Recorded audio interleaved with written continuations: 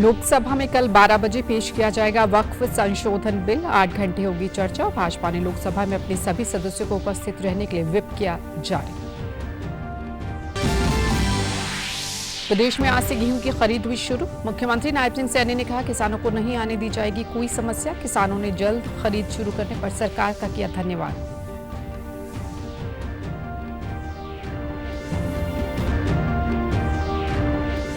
प्रदेश के उद्योग और वाणिज्य मंत्री राव नरबीर सिंह ने गुरुग्राम में प्रेस वार्ता को किया संबोधित। कहा, हाल ही में पेश हुआ बजट श्रेष्ठ और समृद्ध हरियाणा के निर्माण के मार्ग को करेगा प्रशस्त।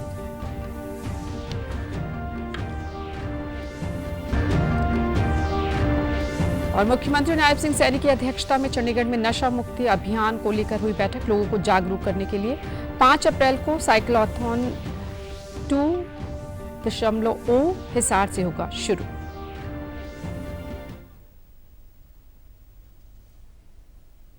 नमस्कार, मैं राजेंद्र कौर। अब समाचार विस्तार से। लोकसभा में कल वक्फ संशोधन बिल पेश किया जाएगा। बिल दोपहर 12 बजे लोकसभा में पेश होगा और बिल पर 8 घंटे चर्चा होगी। जरूरत के मुताबिक समय बढ़ाया भी जा सकता है। बिजनेस एडवाइजरी कमेटी की बैठक में इस बिल को सदन में पेश करने का फैसला लिया गया। इससे पहले बिजनेस एडवाइजरी कमेटी की बैठक में विपक्षी दलों के सदस्यों ने भी हिस्सा लिया। विपक्षी दलों के सदस्यों ने आरोप लगाया कि सरकार विपक्ष से जुड़े मुद्दों को लेकर गंभीर नहीं है।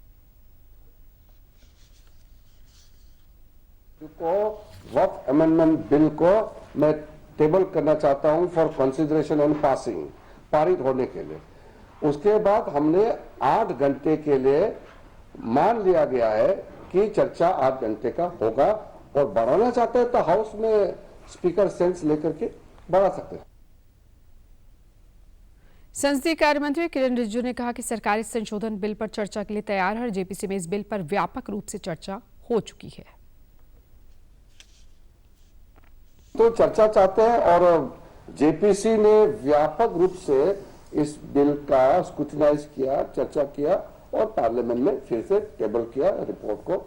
फिर कैबिनेट ने इसको जांच करके अच्छा से इसमें जो प्रोविजंस है उसको देख करके फिर से आज हम बिल को लाने का बात कर रहे हैं। हर पॉलिटिकल पार्टी को अपना मत रखने का अधिकार है और देश सुनना चाहता है कि किस पॉलिटिकल पार्टी वक्फ अमेंडमेंट बिल में क्या पोजीशन रखता है, ये सुनना चाहता है। इस बीच भाजपा ने अपने सभी लोकसभा सांसदों को 2 अप्रैल यानी कल और राज्यसभा सांसदों को 3 अप्रैल को सदन में उपस्थित रहने के लिए व्हिप जारी किया है। लोकसभा में 2 अप्रैल को, राज्यसभा में 3 अप्रैल को वक्फ संशोधन बिल पेश किया जाएगा।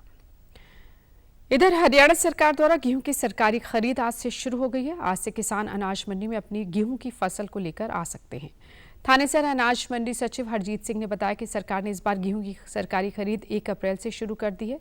पिछले सालों में गेहूं की सरकारी खरीद 20 अप्रैल के आसपास शुरू की जाती थी, जिसके चलते किसानों को काफी परेशानी होती थी। उन्होंने बताया कि गेहूं की खरीद को लेकर अनाज मंडी में सभी प्रकार की व्यवस्था पूरी कर ली गई है। गेट पास को लेकर भी व्यवस्था बना ली गई है।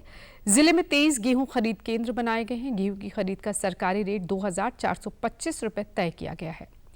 किसानों की गेहूं की पेमेंट का भुगतान भी समय पर किया जाएगा, ये भी उन्होंने कहा। हमारी खरीद को लेकर सभी तैयारियां पूरी हैं। गेट पर हमारे कर्मचारी बैठ गए हैं। किसान मंडी में फसल लेके आएंगे तभी साथ के साथ गेट पास जारी कर देंगे। और अभी कुछ किसानों से बात हुई है, इस बार थोड़ा 5-7 दिन सीजन लेट है, अभी तक मंडी में गेहूं नहीं आई है। हमारी तैयारियां पूरी हैं। हमारे यहाँ पर डीएफएससी और हैफेड 2 एजेंसियाँ खरीद करेंगी और हमारे 4 खरीद के केंद्र हैं। एक तो हमारी अमीन मंडी है, बारना, किरमच और लुखी, ये हमारे खरीद केंद्र बनाएगी। सीजन को लेकर हमारी तैयारियां पूरी हैं। मंडी में सफाई व्यवस्था करवा दी गई है और कार्य चल भी रहा है और पैचेज का काम हो गया है। 1 आध दिन का रह गया, वो कंप्लीट हो जाएगा। और हमने सारे वाटर कूलरों की टंकियां धुला दी हैं, साफ करवा दी हैं और हमारी सभी तैयारियां पूरी हैं। बिजली की पूरी व्यवस्था है। वहीं सरकार द्वारा इस बार गेहूं की खरीद 1 अप्रैल से करने पर किसानों ने धन्यवाद करते हुए कहा कि इससे वे अगली फसल की समय पर बिजाई कर सकेंगे। उन्होंने कहा कि मंडियों में प्रशासन द्वारा अच्छे प्रबंध किए गए हैं। आज मैं मंडी में आया था और मंडी की व्यवस्था देखिए बहुत अच्छी है, जल पानी की और साथ में कैंटीन की भी, किसानों को कोई दिक्कत ना आई। पहले ये खरीद 20 अप्रैल से होती थी और अब 1 अप्रैल से हो गया। इसमें किसानों को बहुत ही खुशी है। हम सीएम साहब का दिल से धन्यवाद करते हैं। जो पहले खरीद 20 अप्रैल से शुरू होती थी और अब 1 तारीख से हो गया, 20 दिन पहले खरीद शुरू हो गया। ये बहुत ही अच्छा फैसला है सरकार का। और मंडी में सभी व्यवस्थाएं पूरी हैं, गेट पास की भी है और कंटीन की भी है, पानी की भी है, किसी तरह से कोई दिक्कत नहीं है। पहले काफी दिक्कत आती थी, माल इकट्ठा हो जाता था, खरीद में दिक्कत आती थी, माल डालने में दिक्कत आती थी। कनक की ये खरीद 1 अप्रैल से शुरू किया है गवर्नमेंट ने, ये बहुत अच्छा कदम है और इससे आम जिम्मेदारों को बहुत फायदा होगा। पर मेरी एक गुजारिश है सरकार से, जैसे 1 तारीख से कनक खरीद शुरू की है, इसको एक समय पर उठवान भी कराए और समय पे पेमेंट भी करवाए। ये मेरी प्रार्थना है। अच्छा कदम है गवर्नमेंट का, ये तो बहुत अच्छा कदम है। मुख्यमंत्री नायब सिंह सैनी ने आज चंडी माता मंदिर में माथा टेका। इस मौके पर भाजपा नेता ज्ञानचंद गुप्ता, शक्ति रानी शर्मा सहित अनेक गणमान्य मौजूद रहे। बाद में मुख्यमंत्री ने प्रेस वार्ता के दौरान कहा कि मेरे लिए यह सौभाग्य की बात है कि आज मां चंडी के चरणों में आशीष प्राप्त करने का मौका मिला है। कल माता मनसा देवी मंदिर जाकर पावन नवरात्रों में महामाई के दर्शन करने का अवसर मिला था। मां चंडी के दरबार में प्रार्थना करता हूं कि हरियाणा का हर व्यक्ति स्वस्थ, उत्तम और विकास की नई ऊंचाइयों पर जाए। मां चंडी के चरणों में आने का मुझे अवसर मिला है। मैं पूरे प्रदेशवासियों, देशवासियों को नवरात्रों के, मां दुर्गा के नवरात्रों की बहुत बहुत बधाई और शुभकामनाएं देता हूं और मां चंडी के चरणों में यही प्रार्थना करता हूं कि हमारे प्रदेश का हर व्यक्ति स्वस्थ, उत्तम और विकास की नई ऊंचाइयों के ऊपर जाए, ऐसी मैं मां चंडी के चरणों में प्रार्थना करता हूं। गेहूं की खरीद को लेकर मुख्यमंत्री ने कहा कि आज से मंडियों में गेहूं की खरीद शुरू हो चुकी है। किसानों को कोई समस्या नहीं आने दी जाएगी। विपक्ष इस मुद्दे पर केवल सियासत करता है। मशीन युग के कारण फसल जल्द मंडी में पहुंच जाती है, लेकिन फिर भी सरकार द्वारा बेहतर प्रबंध किए जा रहे हैं। वहीं कल केंद्रीय गृह मंत्री अमित शाह द्वारा उनकी तारीफ किए जाने पर मुख्यमंत्री ने कहा कि प्रधानमंत्री नरेंद्र मोदी, गृह मंत्री अमित शाह और भाजपा के अध्यक्ष जेपी नड्डा के मार्गदर्शन में हरियाणा प्रदेश की नॉन स्टॉप सरकार तेज गति से आगे बढ़ रही है।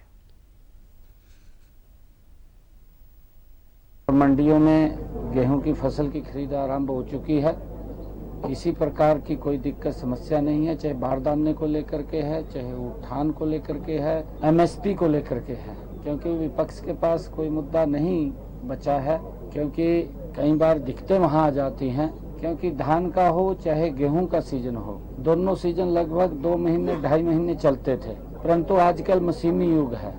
वो 2.5 महीने का एक कार्यकाल मात्र 10-12 दिन के अंदर ही वो सिमट जाता है। मैं आदरणीय नरेंद्र मोदी जी और आदरणीय अमित शाह जी, आदरणीय नड्डा जी, ये हरियाणा के अंदर गति से हम 3rd टाइम की नॉन स्टॉप सरकार, उनके दिशा निर्देश में गति से आगे बढ़ा रहे हैं। हमारी सोच है कि हरियाणा प्रदेश का समान रूप से विकास और हर व्यक्ति तक सुविधा पहुंचे, उसको हम सुनिश्चित कर रहे हैं। केंद्रीय कृषि मंत्री शिवराज सिंह चौहान ने लोकसभा में कहा है कि अंतर्राष्ट्रीय बाजार में उर्वरकों की बढ़ती कीमतों के बावजूद सरकार द्वारा किसानों को सस्ती दरों पर उर्वरक उपलब्ध कराया जा रहा है। उन्होंने कहा कि उर्वरक कृषि उत्पादन के लिए आवश्यक घटक है और सरकार ने उर्वरक की कीमतों पर अंकुश लगाने के लिए कई कदम उठाए हैं। किसानों को यूरिया की 266 रुपये प्रति बोरी उपलब्ध कराई जा रही है। किसानों का कल्याण इस सरकार के डीएनए में है। इस साल के बजट में कृषि क्षेत्र के लिए रिकॉर्ड बजटीय आवंटन किया गया है। कृषि मंत्री ने कहा कि सरकार ने फसलों पर जलवायु परिवर्तन के प्रभाव को कम करने के लिए किसानों को जलवायु अनुकूल उच्च उपज देने वाली किस्मों के बीज उपलब्ध कराने का फैसला लिया है।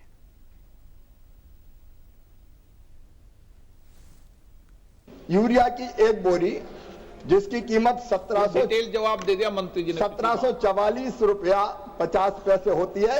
ये मोदी जी की सरकार है जो 266 रुपया 50 पैसे में उपलब्ध करा रही है।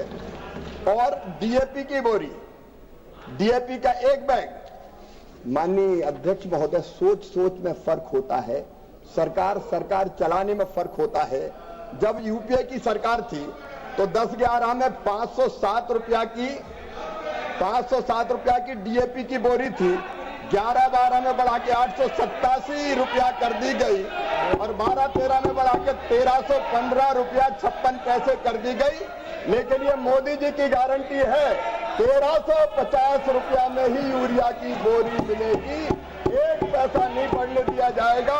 और इसलिए 1733 रुपया प्रति बोरी अगर सब्सिडी दे रही है तो नरेंद्र मोदी जी की सरकार दे रही है। केंद्रीय मंत्री ने कहा कि प्रधानमंत्री के नेतृत्व में किसानों की आय बढ़ाने के लिए लगातार प्रयास किए जा रहे हैं।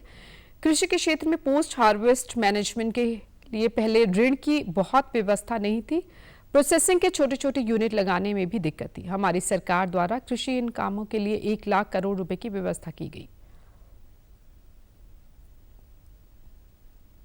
एग्रीकल्चर इंफ्रास्ट्रक्चर फंड के रूप में 1 लाख करोड़ रुपए की व्यवस्था की गई। इन सब कामों को करने के लिए अलग अलग किसान हो, प्राथमिक सहकारी समितियां हो, एफपीओ हो, स्वयं सहायता समूह हो, कोई भी हो, इस तरह की प्रोसेसिंग के लिए ये फंड उपलब्ध है। और मुझे कहते हुए आनंद और प्रसन्नता है कि 96,000 करोड़ रुपए का निवेश इस रूप में अलग अलग वेयर हाउस बनाने के लिए, कोल्ड स्टोरेज बनाने के लिए, राइपिंग चैम्बर बनाने के लिए, प्रोसेसिंग के लिए, अलग अलग यूनिट लगाने के लिए दिया जा चुका है। और हड़ौती में भी कोई दिक्कत नहीं है।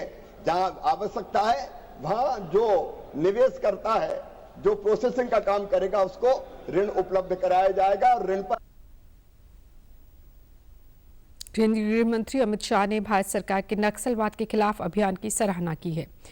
केंद्र सरकार के प्रयासों के फलस्वरूप देश में वामपंथी उग्रवाद से अति प्रभावित जिलों की संख्या 12 से घटकर अब सिर्फ 6 रह गई है, जो कि मजबूत और सुरक्षित और समृद्ध भारत की दिशा में एक नया मील का पत्थर है।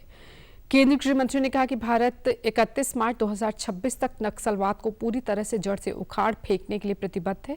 नक्सलवाद मुक्त भारत को लेकर उन्होंने आंकड़े जारी करते हुए बताया कि पहले देश में कुल नक्सल प्रभावित जिलों की संख्या 38 थी, जिसमें से 12 जिले अति प्रभावित थे। अब यह घटकर 6 हो गई है। वहीं चिंताजनक जिलों की संख्या भी 9 से घटकर 6 हो गई है। इसके अलावा अन्य प्रभावित जिलों की संख्या 17 से घटकर 6 रह गई है। शेष अति प्रभावित 6 जिलों में छत्तीसगढ़ के 4 जिले शामिल हैं, वहीं झारखंड का 1 जिला, महाराष्ट्र में 1 जिला शामिल है। प्रदेश के उद्योग और वाणिज्य पर्यावरण मंत्री राव नरबीर सिंह ने आज गुरुग्राम में एक प्रेस वार्ता को संबोधित किया। इस दौरान उन्होंने कहा कि मुख्यमंत्री द्वारा हाल ही में पेश किया गया पहला बजट उनके 38 साल के राजनीतिक जीवन का सबसे महत्वपूर्ण बजट है, जिसे हरियाणा के इतिहास में स्वर्णिम अक्षरों में लिखा जाएगा। उन्होंने कहा कि साल 1966 में जब हरियाणा बना तब प्रदेश का बजट 650 करोड़ था, जो कि नायब सरकार में अब 2,05,000 करोड़ के नए कीर्तिमान को छू रहा है। मुख्यमंत्री ने अपने पहले बजट के माध्यम से समाज के हर तबके को रियायत देने का प्रयास किया है। भाजपा ने अपने संकल्प पत्र में अगले 5 सालों के लिए 214 घोषणाएं की थी, जिनमें से कुछ घोषणाएं बजट से पहले ही पूरी हो चुकी हैं और 90 घोषणाएं इसी साल निर्धारित लक्ष्यों के साथ पूरी की जाएंगी। कैबिनेट मंत्री ने कहा कि यह बजट सभी वर्गों का उत्थान सुनिश्चित करते हुए श्रेष्ठ और समृद्ध हरियाणा के निर्माण का मार्ग प्रशस्त करने वाला बजट है। बजट पेश हुआ पहला तो 650 करोड़ रुपए का था, और अब की बार जो पेश हुआ वो 2,05,000 करोड़ रुपए का। तो आप सोचिए, और जब मनोहर लाल जी की पहली टर्म में बजट पेश हुआ और कैप्टन अभिमन्यु ने पेश किया, तो मेरा अंदाजा 1,18,000 करोड़ का पेश हुआ था शायद, आंकड़ा तो नहीं लेकिन अंदाजा। लेकिन आज 2,05,000 करोड़ रुपए का हरियाणा ने बजट पेश किया। ये ठीक है कि सरकार हर काम करती है अपनी तरफ से, लेकिन इस बजट में हर तबके के लोगों को रियायत देने की कोशिश करी। हमारा जो भारतीय जनता पार्टी का चुनाव का संकल्प पत्र था, तकरीबन 90 घोषणाओं पर 214 में से संकल्प पत्र में 90 संकल्प पत्र इसी साल इस बजट में लिए गए हैं, जो पूरे हो जाएंगे। राव नरबीर सिंह ने कहा कि नसीबपुर में शहीद स्मारक बनाने को लेकर कोई संशय नहीं है। यहां 5 एकड़ से ज्यादा जमीन पर शहीद स्मारक विकसित किया जाएगा। गुरुग्राम में सड़क, पानी और यातायात व्यवस्था को आगामी समय में और बेहतर किया जाएगा। गुरुग्राम में प्रस्तावित दुनिया की सबसे बड़ी जंगल सफारी मंजूरी मिलने की प्रक्रिया में है। उन्होंने कहा कि उन्हें पूरा विश्वास है कि मई महीने की 1 तारीख को शहर में मेट्रो विस्तार का काम धरातल पर शुरू हो जाएगा।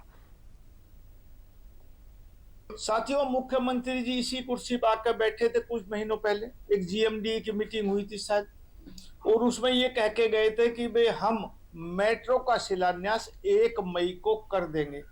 तो आज 1 अप्रैल है, तो आज से 1 महीने के बाद मुझे पूरा विश्वास है कि मेट्रो की आधारशिला रखेगी, जो हमारे गुड़गांव की जीवन रेखा बदलने का काम करेगी। अभी गुड़गांव में सबसे बड़ी दिक्कत थी हमारे ट्रैफिक की। एक हमारा गुड़गांव का रोड है जिसको हम एक्सटेंशन रोड और एसपीआर रोड बोलते हैं, बहुत ज्यादा ट्रैफिक उस पर पास चलता है, और अमूमन शाम को और दिन में बड़ी दिक्कत होती है। कोई बड़े ट्रक जो नेशनल हाईवे से आते हैं 8 से, या जो फरीदाबाद जाने होते हैं, उन पे भी दिक्कत आती है। तो हमने तकरीबन 800 और 850 करोड़ के बीच में जीएमडीए ने पैसे मंजूर कर दिए, और साथियों उसकी डीपीआर तैयार हो रही है, डीपीआर का टेंडर खुल गया। मुख्यमंत्री नायब सिंह सैनी की अध्यक्षता में कल चंडीगढ़ में नशा मुक्ति अभियान को लेकर विभिन्न विभागों के अधिकारियों के साथ बैठक हुई। इस दौरान बताया गया कि प्रदेश में नशा मुक्ति अभियान के तहत आमजन को जागरूक करने के मकसद से 5 से 27 अप्रैल तक साइक्लोथॉन 2.0 का आयोजन किया जाएगा। इस प्रदेश स्तरीय अभियान की शुरुआत 5 अप्रैल को हिसार से की जाएगी, जिसका समापन 27 अप्रैल को सिरसा में होगा। बैठक में हरियाणा प्रदेश के सभी विधायक, मेयर, जिला उपायुक्त, जिला पुलिस अधीक्षक और अन्य गणमान्य व्यक्ति वीडियो कॉन्फ्रेंसिंग के माध्यम से जुड़े। बैठक को संबोधित करते हुए मुख्यमंत्री ने कहा कि साइक्लोथॉन का मुख्य उद्देश्य प्रदेश में युवाओं को नशे के दुष्प्रभाव से बचाना है। पिछले साल भी साइक्लोथॉन का आयोजन किया गया था, जिसमें 77,200 साइकिलिस्ट जुड़े और 25,800 अन्य लोगों ने भी भागीदारी की। उन्होंने बताया कि ड्रग फ्री हरियाणा थीम को लेकर यात्रा प्रदेश के सभी विधानसभा क्षेत्रों से गुजरेगी। मुख्यमंत्री ने सभी विधायकों और प्रशासनिक अधिकारियों से आह्वान करते हुए कहा कि वे सुनिश्चित करें कि जहां जहां से साइक्लोथॉन यात्रा गुजरे वहां पर मंत्रीगण, विधायकगण, जिला प्रशासन के अधिकारीगण और अन्य गणमान्य व्यक्ति मौजूद रहें, ताकि ज्यादा से ज्यादा लोगों को नशे के प्रति जागरूक कर इस अभियान को सफल बनाया जा सके। साथ ही यह भी सुनिश्चित किया जाए कि सभी सरपंच, नंबरदार, गांव के प्रबुद्धजन और विशेषकर महिलाएं और युवा उनके गांव में आने वाली यात्रा का स्वागत करें। मुख्यमंत्री ने कहा कि हरियाणा राज्य में जिन गांवों में नशा मुक्त घोषित किया गया है, उन ग्राम पंचायतों के सरपंचों को यात्रा के दौरान सम्मानित किया जाएगा। मुख्यमंत्री ने निर्देश देते हुए कहा कि लोकल इन्फ्लुएंसर और सोशल मीडिया का इस्तेमाल ज्यादा से ज्यादा जन जागरण के लिए किया जाए, ताकि यात्रा का उद्देश्य पूरा हो सके। साइक्लोथॉन में भाग लेने वाले हरियाणा उदय पोर्टल पर खुद को पंजीकृत जरूर करें। केंद्र सरकार की मुद्रा योजना स्वरोजगार शुरू करने वाले लोगों के लिए बड़ी मददगार साबित हो रही है। अंबाला के पीएनबी बैंक के leading bank manager Puneet Kumar ने बताया कि जिले में करीब 75,000 लोगों ने इस योजना का लाभ उठाया है। इसमें 50,000 से 10 लाख रुपए तक का ऋण मुहैया करवाया जाता है। इस योजना के माध्यम से लोग स्वरोजगार स्थापित कर आत्मनिर्भर बन रहे हैं।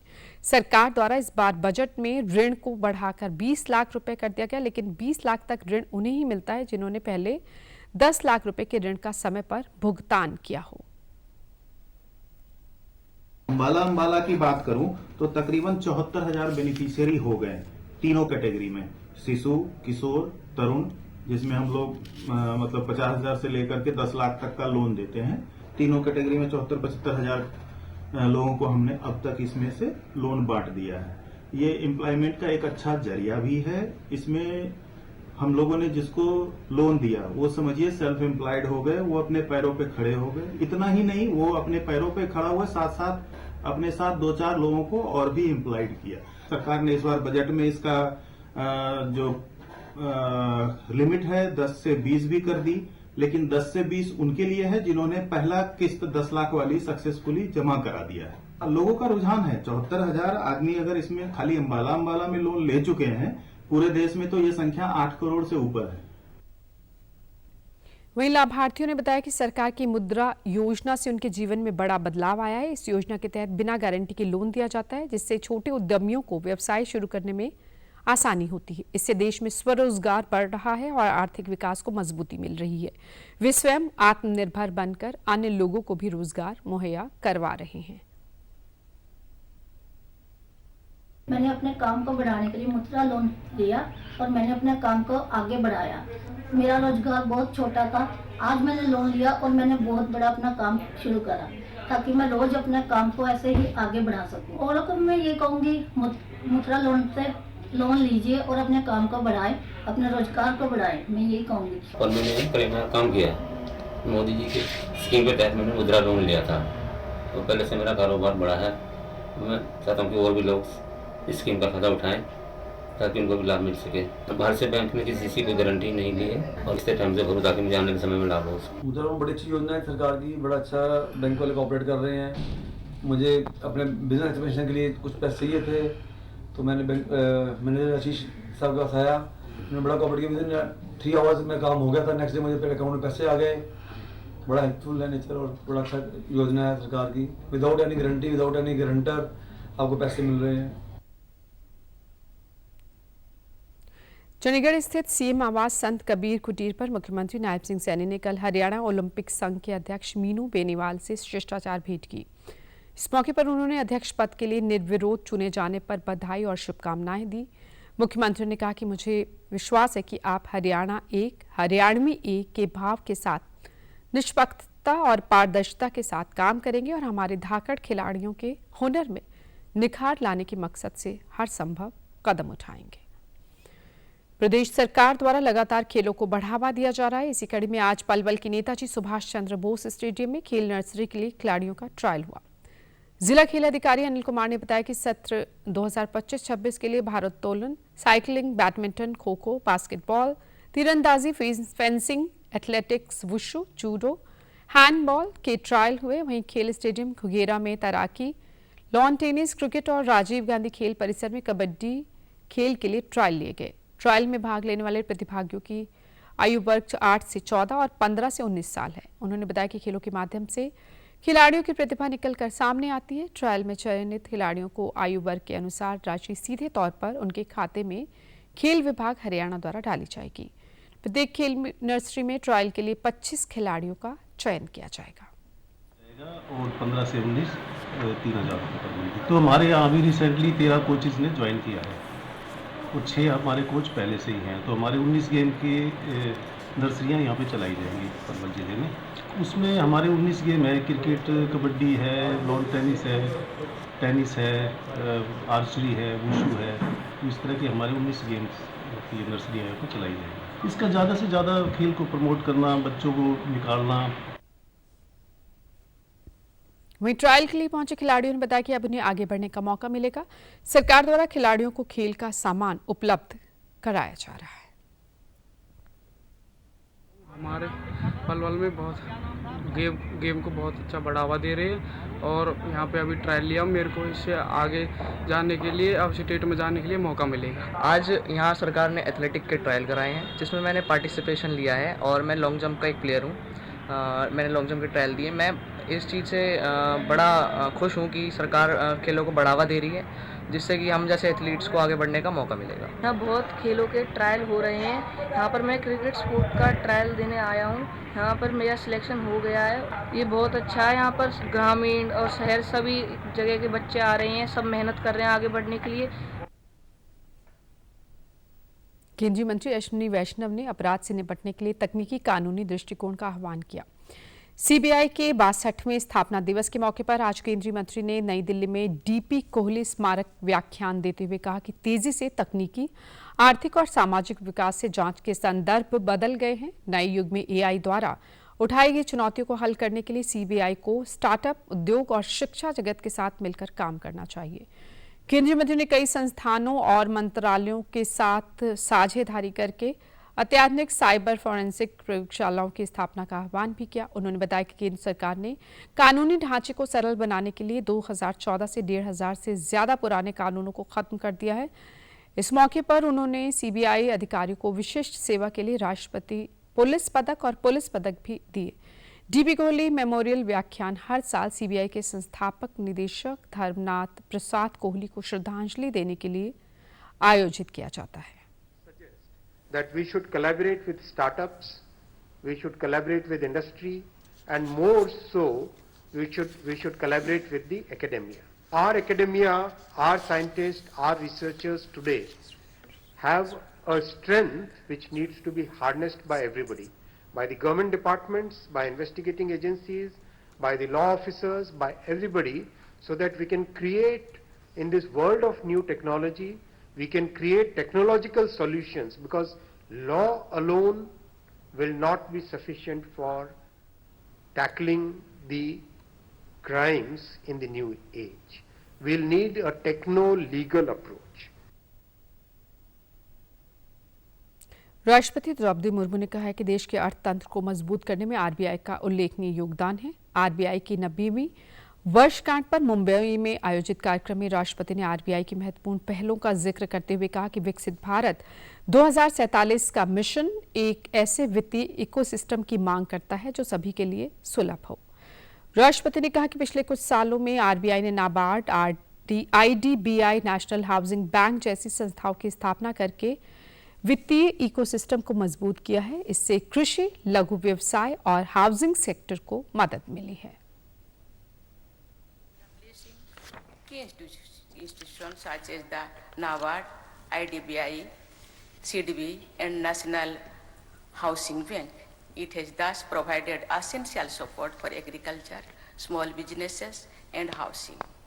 Initiatives like the Lead Bank scheme have laid the foundation for expanding banking reach, ensuring that economic growth is inclusive and widespread. राष्ट्रपति ने कहा कि पिछले 90 सालों में आरबीआई का सफर सरकार के दृष्टिकोण और नीतियों के अनुरूप रहा है। उन्होंने कहा कि आरबीआई ने देश के भुगतान ढांचे को लगातार आधुनिक बनाकर भारत को डिजिटल भुगतान में वैश्विक नेता बनाने में भी महत्वपूर्ण भूमिका निभाई है। Only evolved with the changing times, but has been a key architect of India's financial transformation. From containing inflation in strengthening financial inclusion to maintaining monetary stability and enabling robust economic growth, its role has been fundamental in shaping the nation's economic destiny. The RBI's remarkable journey over the past 90 years has been closely aligned with the vision and policies of the government. This enduring partnership has been essential in navigating complex economic transitions, implementing critical financial reforms, and maintaining macroeconomic stability. भारतीय reserve bank एक नियामक के तौर पर विनियमित संस्थाओं को विवेकपूर्ण सीमा के भीतर अर्थव्यवस्था के विभिन्न क्षेत्रों की वित्त पोषण की जरूरतों को पूरा करने के लिए एक सूक्ष्म ढांचा प्रदान करता है। भारत में यूपीआई का सबसे ज्यादा इस्तेमाल होता है। केंद्र सरकार ने यूपीआई धोखाधड़ी को कम करने की कवायद की है। सुरक्षित यूपीआई ट्रांजैक्शन के लिए आज से नए नियम लागू हो गए हैं। क्या है यूपीआई से जुड़े नए नियम और नए नियम के बाद कौन से यूजर्स यूपीआई पेमेंट नहीं कर सकेंगे, जानते हैं इस खास रिपोर्ट में। यूनिफाइड पेमेंट इंटरफेस यानी यूपीआई सबसे बड़ा डिजिटल पेमेंट सिस्टम बन चुका है। यूपीआई के जरिए आसानी से पेमेंट हो जाता है, इसलिए रेहड़ी पटरी से लेकर बड़े मॉल्स में भी यूपीआई का इस्तेमाल हो रहा है। रोजाना होने वाले यूपीआई लेन देन की संख्या करोड़ों में है, इसलिए यूपीआई का सुरक्षित इस्तेमाल सुनिश्चित करने के लिए national payments corporation of India ने अपने नियमों को अपडेट किया है। ये नए नियम नए वित्त वर्ष 2025-26 की शुरुआत से लागू हो चुके हैं। नए नियम के तहत इनएक्टिव मोबाइल नंबर यूजर्स के लिए यूपीआई पेमेंट की सुविधा बंद हो गई है। अगर आपने पुराने मोबाइल नंबर से यूपीआई को लिंक किया है और वो नंबर बंद हो गया है, तो आपकी यूपीआई आईडी भी काम नहीं करेगी। नए नियम के तहत बैंकों और थर्ड पार्टी यूपीआई प्रदाताओं जैसे फोन पे, गूगल पे को निष्क्रिय मोबाइल नंबरों को हटाने के लिए कुछ नियमों का पालन करना होगा। 1 अप्रैल से बैंक और यूपीआई ऐप ग्राहकों के मोबाइल नंबर रिकॉर्ड को सप्ताह में कम से कम एक बार जांचेंगे और अपडेट करेंगे। अगर आप यूपीआई ट्रांजैक्शन करते हैं तो किसी भी असुविधा से बचने के लिए कुछ बातों का ध्यान रखें। बैंक में अपना मोबाइल नंबर अपडेट करें ताकि यूपीआई सेवाएं चालू रहें। अगर हाल ही में आपने नंबर बदला है तो जल्द ही बैंक में नया नंबर रजिस्टर करें। इस बुलेटिन में फिलहाल इतना ही, इजाजत दीजिए, नमस्कार।